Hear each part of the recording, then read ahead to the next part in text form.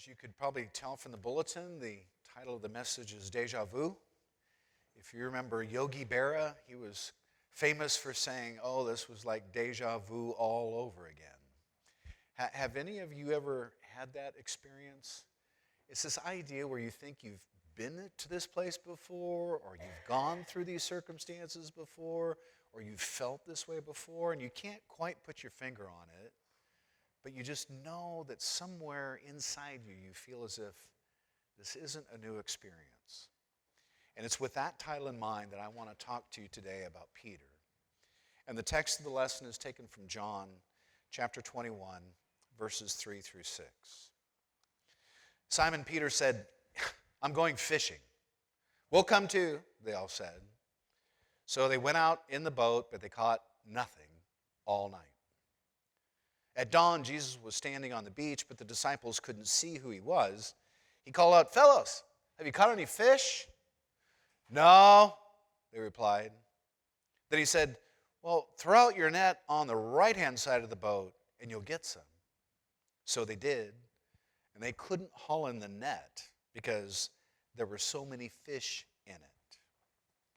And I know from time to time, sometimes I become maybe more of a storyteller, but I've never been a preacher, so that's kind of what I do. Because for me personally, in studying from God's Word, many of these things were written over 2,000 years ago. And sometimes they don't seem to have a context. And so when I start reading God's Word, I try and put it in a present-day context so I can understand the character of the people that we're talking about. So I'm going to kind of try and paint for you this morning maybe a word picture about this circumstance and how déjà vu fits into the lesson this morning. So I'm thinking that, the sun is reflected in the water, perhaps before Peter even noticed. That wavy circle that's gold and on the surface of the sea. A fisherman is usually the first person to spot the sun rising over the crest of the hills because it means that their night's labor is done. It's over. But not for this particular fisherman. Though the light might have reflected on the lake, a certain darkness, I think, was still lingering in Peter's heart. The wind perhaps was chilled, but maybe he didn't feel it. His friends maybe were sleeping soundly, but he didn't care. The nets at his feet were empty. The sea for that evening had been an absolute miser. But Peter, in my thinking, wasn't probably thinking about either of those circumstances. I think his thoughts were actually quite far away from the Sea of Galilee. His mind, I believe, was back in Jerusalem, reliving a very anguished night. And maybe as the boat rocked and his memories raced, he remembered the clanking of the Roman guard and the flash of the sword and the duck of the head and a touch for Malchus and the rebuke for Peter and soldiers leading Jesus away. I kind of picture Peter saying, man, what was I thinking? What was I thinking as he's sitting there in the boat staring at the bottom of the boat? Why did I run? Because we know that Peter had run. He'd turned his back on his dearest friend and he ran. We don't know where. It's entirely possible that Peter doesn't even remember where he ran to. Maybe it was a hole, maybe it was a hut, maybe it was an abandoned shed, but whatever it was, he found a place to hide, and that's what he did. He hid. And he remembers how he had bragged to Jesus in Matthew chapter 26, verse 33. Everyone else may stumble, Jesus, but I won't. But he did. Peter did what he swore he would never do. He had tumbled face first into this pit of his own fears, and there he sat. And all I think he could hear in that boat was his hollow promise. Everyone else may stumble, but I will not. I will not. I will not. I think there was a war that was raging in this fisherman at the time that he's on the boat with his friends and they're fishing. And at that moment, the instinct to survive had collided with his allegiance to his Lord, to Jesus, to Christ. And for a second, his allegiance had won out. Peter stood and he stepped out of hiding and he followed the noise till he saw the torchlit mob in the courtyard of Caiaphas the high priest. He stopped near a fire and warmed his hands. The fire crackled with irony, I think, because the night had been cold, the fire is hot, and Peter is neither one. He's lukewarm. Because Peter followed at a distance. That's what Luke tells us in Luke chapter 22, verse 54. Peter's there, but he's following at some distance. So he was loyal, but loyal from a distance. That night he went close enough to see, but not close enough to be seen. The problem was, as we know, Peter was seen. Other people near the fire recognized him. Hey, you were with him, they said. You were with that Jesus, the Nazarene. And 3 times people said it, and each time Peter denied it. And each time Jesus heard it. Understand, church, that the main character in this drama of denial is not Peter. It's Jesus. Jesus, who knows the hearts of everyone and all people, knew the 3-time denial of his friend. 3 times the salt of Peter's betrayal stung the wounds of the Messiah. When the rooster crowed, Jesus turned. His eyes searched for Peter, and they found him. And at that moment, there were no soldiers, there's no accusers, there's no priest, there's nobody. At that pre-dawn moment in Jerusalem, there were only 2 people. That was Jesus and Peter. Luke chapter 22, verse 61. And I'm thinking that while Peter is now in the boat, he could not forget that look. It's like trying to unring a bell. You cannot not unsee it. It's there. And though Jesus' face was probably already bloody and bruised, his eyes were in all likelihood very firm and very focused on Peter. They were like a scalpel. And now Peter's heart is being laid bare. Though the look had only been for a moment, I think while Peter is in the boat fishing that night, that look is still lingering in Peter's mind. He cannot escape it. And now, days later, on the Sea of Galilee, that look is searing him like a hot knife. It wasn't the resurrection that were occupying his thoughts. It wasn't the empty tomb that he was thinking about. It wasn't the defeat of death. It was the eyes of Jesus that saw his utter failure. Peter knew them well because he'd seen them before. In fact, he'd seen them on this very same lake. Because this, as you'll recall, wasn't the first night that Peter had spent all night on the Sea of Galilee. After all, that's what he does. He's a fisherman. And he, like the others, would work all night. Because Peter knew that the fish would feed near the surface during the cool of the evening, and then they return to the deep later on that day when the sun comes up and it gets hotter. So this wasn't Peter's first rodeo, so to speak.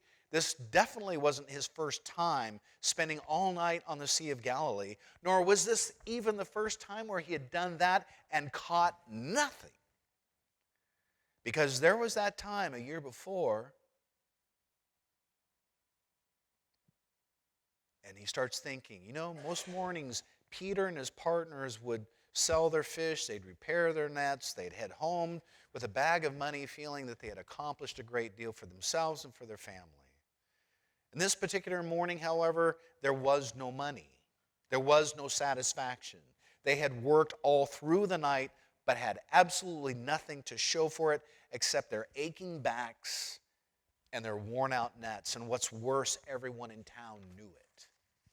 Because every morning the shore would turn into a marketplace as the villagers would come to buy their fish. But that day, Peter, James, John, Andrew, all of them had no fish. The villagers knew that they had been unsuccessful. The villagers knew that they had failed in their job. And Jesus was there that morning too. This time he's teaching. And as the people start pressing in, trying to get closer to Jesus, there was little room for Jesus to stand. And so he asks Peter if his boat could be used kind of as a floating platform to allow him to speak to a much broader audience. Peter agrees, because at this point in time he figures, well, the boat might be put to at least some good use. I've been all night on that thing and it hasn't produced a single fish. I'm tired, I want to go home. This guy's an interesting speaker. Sure, I'll let my boat be rented out by this Jesus the Nazarene. But Peter was listening when Jesus was teaching. And sometimes it's good to hear things other than the slapping of waves against your boat. And when Jesus finished, he turned to Peter. He had another request. Jesus wanted to go fishing.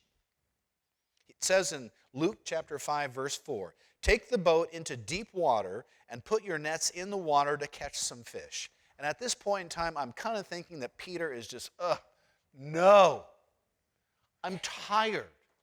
I've been out all night. We caught nothing. I am an embarrassment to myself and my family. I have no fish to sell at the marketplace. And you want to go fishing?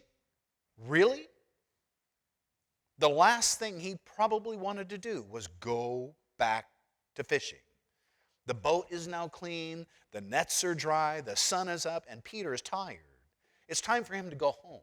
Besides, everyone is watching him. They've already seen him come back empty-handed once.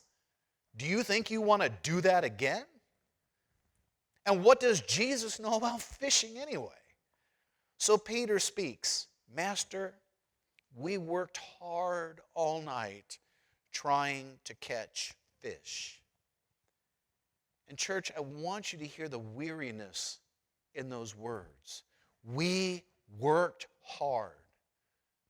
By that, it's scraping the hull, it's carrying the nets, it's pulling the oars, it's throwing the nets high into the moonlit sky, listening as they slap on the surface of the waves.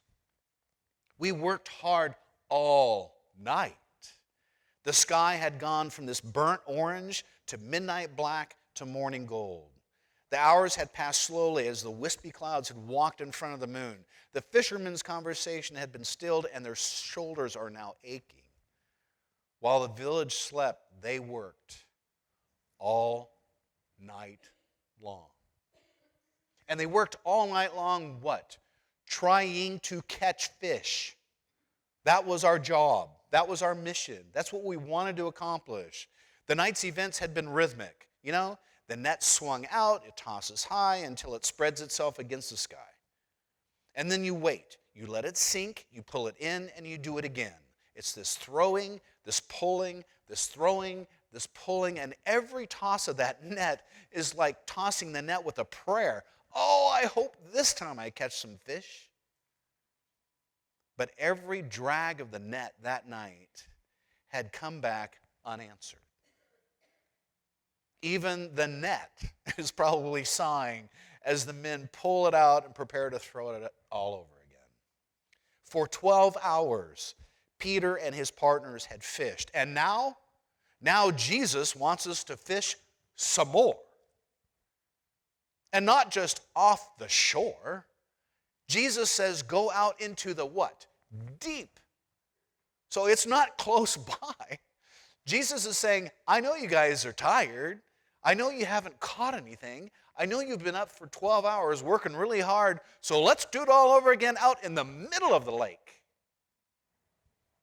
Peter and his friends just probably shrugged their shoulders. It's like, really? He looks at the people on the beach watching him, and he doesn't probably know what to do. Because Jesus may know a lot about a lot, but Peter knows fishing. Peter knows when to work. Peter knows when to quit. He knows there's a time to go on and there is a time to punch out. And common sense said to Peter, it's time to clock out. Logic said, cut your losses and go home. Experience said, pack it up and get some rest. But Jesus said, we can try again if you want to. And sometimes I think the most difficult journey for any of us as Christians is going back to the place where we failed before. And Jesus knew that. That's why he volunteered to go along. The first outing was kind of a solo on your part, Peter. This time, I'll be with you. Let's try it again, but this time, how about with me on board? And Peter reluctantly agrees to try again, because Luke says in Luke chapter 5, verse 5, "But you say, put the nets out in the water, so I will." But for Peter, it absolutely made no sense whatsoever. But he'd been around this Nazarene. He'd been around Jesus enough to know that his presence made a difference. Remember that wedding feast in Cana? They ran out of wine, and all of a sudden now they've just got a Costco full of wine. Or remember that sick child of the royal ruler who had died and was brought back to life? Peter has watched this Jesus, and he knows there's something different about him. So the oars dip again, and the boat goes out. The anchor is set, and the nets fly once more. Peter watches as the net sinks, and he waits. And he waits until the net spreads as far as his rope allows. The fishermen are quiet. Peter is quiet. Jesus is quiet. And suddenly the rope yanks. The net, heavy with fish, almost pulls Peter overboard. "Hey, John, James, come on and help me. Come quick." And soon the boats are so full of fish that the port side of the boat is dipping dangerously below the level of the Sea of Galilee. They might overturn. Peter is now standing in a boat ankle deep in flopping silver. And he turns to look at Jesus, only to find that Jesus is looking at him. And I think that's when he realizes who Jesus really is. And what an odd place to meet God, don't you think? What a weird place to meet God. In a fishing boat, on a small sea, in a remote country. But that's the practice of our God who comes into our world. He meets us at unusual places. That's the encounter experienced by those who are willing, church, to try again. But this time, trying it with him. And Peter's life was never the same after that. He'd turned his back on the sea to follow the Messiah. He'd left the boats thinking he would never return. But now this morning, he's back. It's all come full circle for Peter. He's back. Same sea, same boat, I don't know, maybe even the same spot. But this isn't the same Peter. 3 years of living with the Messiah has changed him. He's seen way too much. Too many walking crippled, too many vacated graves, too many hours hearing his words. He's not the same guy. Yeah, it's the same Galilee, but it's a very different fisherman. So why then did he return? What brought him back to Galilee after the crucifixion? Despair? Some people think so. He was depressed. But hope dies hard for a man who has known Jesus. Hope dies hard for children who know Jesus. And I think that's what Peter had. I think despite the fact that maybe he was despairing, he still had hope. I think that's why he went back to Galilee. It's a familiar place. He's still trying to get his mind wrapped around the fact that he denied his Lord when he said he wouldn't. He is trying to get his mind wrapped around this Savior who says that he's risen and he saw him, but he's now back out on that boat, depressed, but hopeful. Kind of a bizarre hope, though. A bizarre hope that on the sea where he knew him first, he would get to know Jesus again. So Peter is in the boat on the lake. Once again, he's fished all night. Once again, this sea has surrendered absolutely nothing. His thoughts are interrupted by a shout from the shore. Hey, did you catch any fish? And probably Peter and John look at each other. Probably just some villager. No, we didn't. Try the other side, the voice yells. John looks at Peter. Peter looks at John. I mean, we're out here. What's the harm? So out sails the net. Peter wraps the rope around his waist to wait, but this time there's no waiting. The rope pulls taut and the net catches. Peter sets his weight against the side of the boat and begins to bring in the net. He's reaching down and pulling up and reaching down and pulling up, reaching down and pulling up. He's so intense with the task that he misses the message. But John doesn't allow us to do that, because John wants to point out this is déjà vu. This is déjà vu all over. You were there before, Peter. Jesus went out to fish with you, and what happened? And it starts dawning on Peter like, I think I've been here before. This has happened before. The long night, the empty net, the call to cast again, fish flopping on the floor of the boat. I've been there before. Hey, wait a minute. And he lifts his eyes to see the man yelling from the shore. It's him. Then louder, it's Jesus. Then shouting, it's the Lord, Peter. Look, it is the Lord. And Peter turns and looks. And Jesus has come for Peter. Not just Jesus the teacher, but Jesus the death defeater. Jesus the King. Jesus the victor over darkness. Jesus, the God of heaven and earth, is standing on the shore, and he's building a bonfire. Peter plunges into the water, swims to the shore, stumbles out wet and shivering, and stands in front of the friend that he betrayed. And Jesus has now prepared a hot bed of coals upon which to put the fish to have breakfast. And I think both are acutely aware of the last time that Peter had stood next to a fire, don't you think? Because Peter remembers he had failed God. But God had come to Peter. For one of the few times in his life, I think Peter is probably silent. Because at this point in time, what words would possibly be adequate to fit the circumstances? The moment is far too holy for words. God's offering breakfast to the very friend who betrayed him. And Peter is once again finding grace again in Galilee. What do you say at a moment like that? It's just you and God. You and God both know what you did, and neither one of you is proud of what you did. What do you do? Well, you might consider doing what I think Peter did.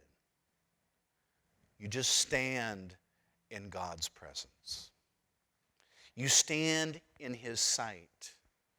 You stand still and you wait, because sometimes that's all a soul can do. You're too repentant to speak, but you're too hopeful to leave, so you just stand. Stand amazed because he has come back for you. He's come back. And Jesus invites you to try again. We've all had our failures. We've all had our moments where we've disappointed ourselves and we've disappointed the God whom we serve and are here today to worship. And Jesus has come back for each of you and encourages you to do it again, to try again. But this time, put Jesus in the boat with you. Is Jesus in yours? Do you try and do the best that you can and try and serve God and Jesus, but you do it without Him? It might have some benefit, but the results, I can guarantee you, are going to be substantially better with Jesus in your boat than Jesus outside of your boat. And so for Peter, I think it was this déjà vu moment. He knew he had been there before. He had been on that same lake, in that same boat, having the same results. He caught nothing. And when Jesus was in his boat, then he pulled in a haul that all the boats that were out there couldn't bring in. And now, in between and after that event, before the next event, he's betrayed Jesus. He's trying to figure it out and find himself. And he finds himself in the very same place he was a year or two before. Somebody standing on the shoreline, telling him to cast the net on the other side, and finding that a miracle can occur. Because Jesus loved him so much that despite Peter's betrayal, despite Peter's failures, Jesus came back for him and was standing on the shore fixing breakfast. Jesus loves you that much too. We all make mistakes, church, without a doubt. But he's faithful to forgive us of those mistakes and wants us to try again, to not give up. And maybe it's that feeling like, oh man, I think I've been there before, but maybe we learned from that first experience that this time perhaps having Jesus in the boat is preferred. So this week, as you go about your week and as you talk to people with whom you come into contact, keep Jesus beside you. Keep Jesus in your presence by being mindful of him in prayer or studying from his word. And see if by having Jesus in your boat, so to speak, it doesn't change the way in which you relate to other people. Because it's really hard to be upset with other people when Jesus is there beside you. Sure, they might tick you off, they might make you a little bit angry, but your reaction to it is so completely different because Jesus is beside you, he's in your boat. So this week, church, put him in your boat as you're rowing among life's circumstances this week, whether it's at work or the grocery store or the gas station or wherever you go, and see if it doesn't make a change. So if you have any prayer requests, you can hand them up as we sing this last song. We will talk about the prayer requests. We'll pray about them. We'll offer a prayer for our potluck, and then we'll share a meal together. Let's stand and let's sing.